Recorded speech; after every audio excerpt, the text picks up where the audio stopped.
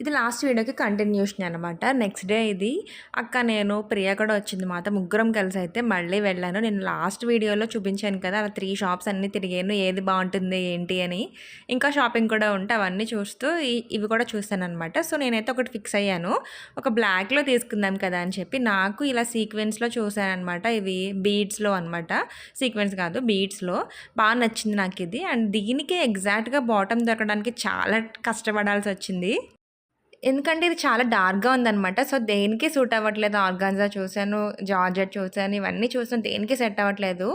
So, స్పెసిఫిక్‌లో అయితే ఎగ్జాక్ట్‌గా అది మ్యాచ్ అయిందనమాట. డార్క్ బ్లాక్ కదా! సో, బాగా మ్యాచ్ అయింది. సో, అదైతే ఒక 4 మీటర్స్ తీసుకున్నాను. టాప్ అయితే ఒక 2 మీటర్స్ తీసుకున్నాను.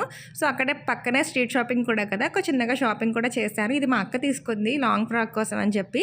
సో, నేను నెక్స్ట్ డే మా ఫ్రెండ్ ధరణి ఉంది. తనకి బొటిక్ ఉందనమాట. సో, తనకైతే స్టిచ్చింగ్ ఇచ్చేసాను. సో, చూద్దాం నా అవుట్‌ఫిట్ ఎలా టర్న్ అవుట్ అయిందన్నది.